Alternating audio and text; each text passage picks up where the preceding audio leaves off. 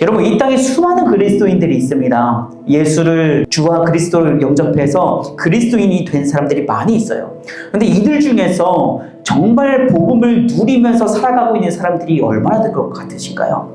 복음 때문에 삶이 변화된 사람들이 얼마나 될까요? 여러분, 복음은 생명입니다.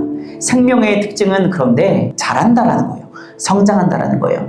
씨앗이 심겨지면은 씨앗이 그냥 그대로 있는 것이 아니라 그 씨앗에 있는 생명이 계속해서 자라게 돼요. 심었는데 안 자란다? 그러면 둘 중에 하나입니다.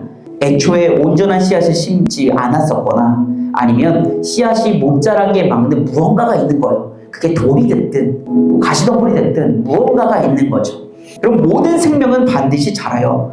언제까지 자라냐면은 더 이상 자랄 수 없을 때까지 자라요. 더 이상 성장할 수 없을 때까지 성장합니다. 근데 여러분, 우리 안에 복음이 심겨졌고 그 복음으로 말미암아 우리가 새 사람이 되었어요. 그렇다면 우리가 성장하는 게 정상일까요? 성장하지 않는 것이 정상일까요? 성장하는 것이 정상입니다. 여러분, 생명이 자라는 게 정상인가요? 자라지 않고 그냥 가만히 있는 것이 정상인가요? 자라는 것이 정상입니다. 근데 어떤 사람이 밭에 씨를 뿌렸어요. 근데 싹이 났습니다. 그런데 싹이 조금 자라다가 끝나버렸어요. 더 자랄 수 있는데, 더 자라서 꽃이 피고 열매도 맺고 이렇게 풍성해질 수 있는데 싹이 조금 나고 더 이상 자라질 않는 거예요. 그럼 우리는 그 싹을 보면서 어떤 마음을 품나요? 안타까워합니다. 야, 얘가 더 자랄 수 있는데 왜 안 자라지? 왜 여기서 끝났지? 왜 싹에 머물러 있지? 안타까워해요. 근데 많은 그리스도인들이 이렇게 살아가요. 복음을 받아서 싹이 조금 났는데 더 이상 자라질 않습니다. 더 자랄 수 있는데, 그래서 복음을 더 풍성하게 누릴 수 있는데 그냥 싹이 조금 난 것에서 끝나게 되는 거예요. 그러면서도 어떻게 생각하냐면 그래도 나 천국 갈 수 있어 라고 생각하면서 거기에 만족해합니다. 이 땅을 살아가면서 내가 연약한 싹으로 살아가는 것에 대해서 만족해요. 그럼 이건 정말 안타까운 일입니다. 복음은 단순히 내가 죽어서 천국 가게 하는 티켓 정도가 아닙니다. 복음은 이 땅을 살아가는 내 존재 자체를 변화시키는 능력입니다. 여러분, 복음의 능력은 너무나도 강력해요. 그래서 바울은 로마서에서 뭐라고 이야기하냐면 복음이 모든 믿는 자에게 구원을 주시는 하나님의 능력이라고 말합니다. 여기서 능력이라고 하는 단어는 헬라어로 두나미스인데요. 이 두나미스에서 다이너마이트라는 단어가 나오게 됩니다. 폭발적인 능력이라는 거예요. 여러분, 이 복음은 모든 믿는 자에게 구원을 주시는 하나님의 능력이 됨이라 라고 했을 때 복음은 정말 아주 폭발적인 힘을 갖고 있는 하나님의 능력이라는 거예요. 그래서 그 복음을 누리면 누릴수록 그 복음이 날 자라게 하고 날 성장시켜서 내 삶을 더욱더 풍요롭게 합니다. 내가 지금 예수를 누리고 있는 것보다 1년 뒤, 2년 뒤 우리는 예수를 더욱더 풍성하게 누릴 수 있어요.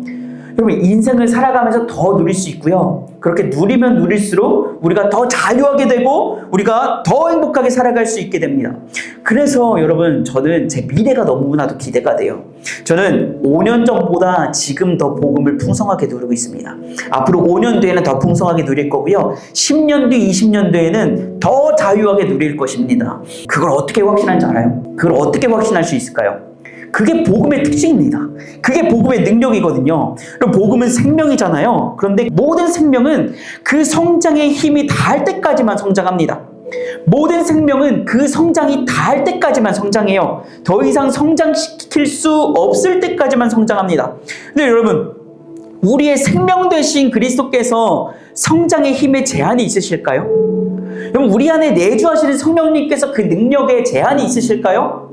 여러분, 예수께서 내가 곧 길이요 진리요 생명이라고 말씀하셨어요. 예수 그리스도라는 진리에, 예수 그리스도라는 생명에 제한이 있을까요? 없습니다. 그럼 그분은 무한하신 분이십니다. 그분에겐 끝이 없으세요. 제한이 없으세요. 한계가 없으세요. 여러분, 그분이 우리 안에 계신데요. 여러분, 이것은 어떤 이론도 아니고 지식도 아니고 관념도 아닙니다. 이것은 실제입니다. 실제로 우리 안에 이루어진 거예요. 그 생명이 우리 안에 있습니다. 그래서 예수 그리스도를 누리는 것에는 제한이 없어요. 예수 그리스도를 통한 성장에도 제한이 없습니다. 예수 그리스도를 통해서 내 삶이 풍성해지는 것도 제한이 없어요. 왜냐하면 그분이 무한하신 분이시기 때문에 그렇습니다. 그분은 생수의 근원이십니다. 터져 나오는 샘물 같은 분이 분이세요. 그 풍성하신 주님이 내 안에 계시는데 내가 주님을 누리지 못하고 살아간다?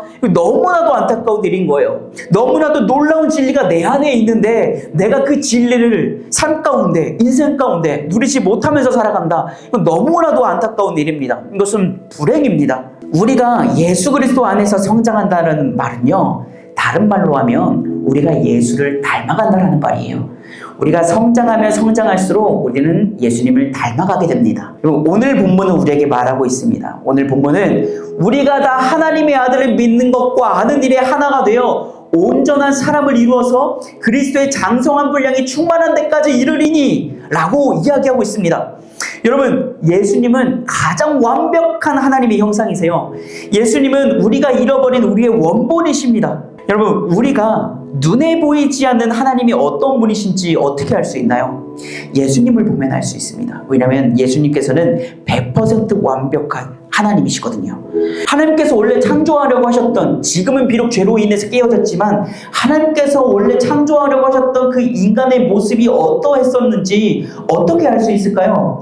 예수님을 보면 알 수가 있습니다. 왜냐하면 예수님께서는 100% 인간이시거든요. 그런데 죄가 없으신 완벽하신 하나님의 형상이십니다. 그분이 우리의 원본이세요. 예수 그리스도께서 우리의 원본이세요. 그래서 죄로 인해서 깨어졌던 우리가 하나님의 형상을 회복하면 회복할수록 우리는 예수 그리스도를 닮아가게 되는 거예요. 우리가 성장하면 성장할수록 우리는 예수님을 닮아가게 됩니다. 회복하게 돼요. 그렇게 예수님을 닮아가는 것이 우리의 목표이자 우리의 표대입니다. 그리고 그것이 그로잉 처치의 방향성입니다. 여러분, 개척교회는 살아남기가 어렵다고 말해요. 많은 사람들이 개척교회가 살아남기 어렵대요. 그런데 우리 그로잉 처치는 살아남으려고 발버둥치지 않을 것입니다. 살아남으려고 하는 교회가 아니라 살리려고 하는 교회가 될 것입니다. 살아남으려고 아등바등하는 교회가 아니라 살리기 위해서 힘을 다하는 교회가 될 것입니다. 그것이 생명 되신 주님의 몸된 교회라고 생각합니다. 교회의 머리 되신 주님께서 생명이시기 때문에 교회도 살리는 사역을 해야 될 줄로 믿습니다.